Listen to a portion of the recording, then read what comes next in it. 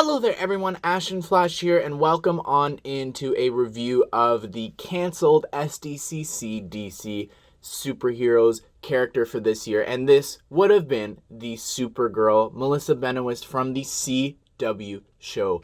And this was handed out at DC Fandome, a digital event that was worldwide, and they actually had it only available to Americans, so I actually had this sent to Ryan or M&R Productions, and he sent it to me once we won. It was a whole big thing. They didn't say anything for 2 months. These were sent out 2 months later after they said they would be. And they're going for around 500 USD at the time. I'm sure this is going to go up.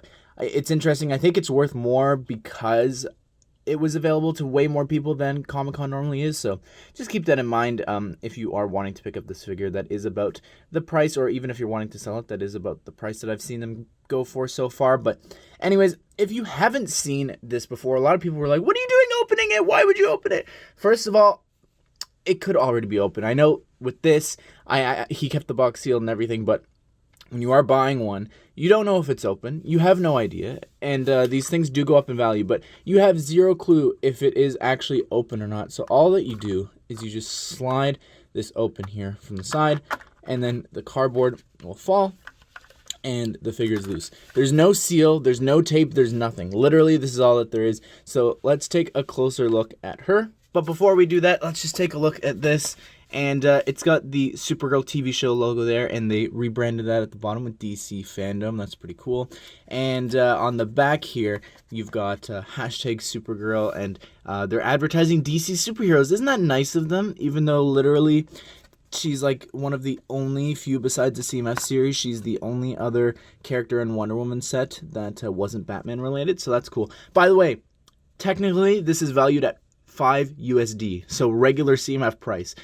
Just wanted to mention that. So here she is, and unfortunately she's got the thick cape. I really hate these. I wish that this did have like the hard cape, and I do have some in dark red. I might swap it out, honestly, but at the same time I want to keep this genuine, but I really dislike that. The other thing that I dislike about this figure is that the legs are not dual molded. That definitely could be an improvement. But and lastly, the other thing that I don't like is the hair color here. I know that they didn't want to have to reprint a new piece or whatever in a new color, but her eyebrow color and her hair, like, she's not that blonde. That does not make any sense to me, so it just does not line up well. It should have been that dark tan. And but again, I would have gotten this figure anyways, simply because I like to get the figures that I've drawn before LEGO. And this I actually drew for my Crisis on Infinite Earth series, which you could check out, linked at the top.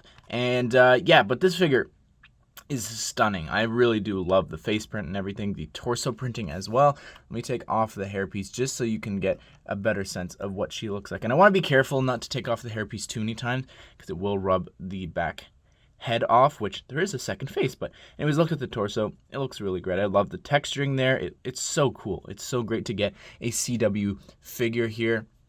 On the back, you could see here that she has these, it's weird, in the show their heat vision is blue, but I don't know why it's this chromy blue. Like, I think it should have just been like a bright blue color, but I do like her facial expression. And yeah, it's interesting. The eyebrow placement and everything as well. It's very interesting.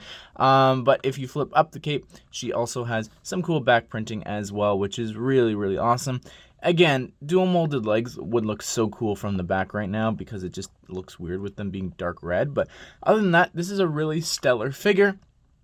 I think that it's definitely one of the better ones, and I'm surprised that she did actually become a figure, simply because most of the leads of the shows have never become characters before. The only other one was actually Black Lightning. So we've never gotten Flash or Arrow or even Black Canary or anyone. I guess one of the leads from Legends or Batwoman even, I thought would have been more sensible, I think, since the show just launched, kind of like with what they did with Black Lightning. But I don't know, everyone. What do you think of this figure? Have you gotten it? Literally yesterday someone said that they got it. So I don't know.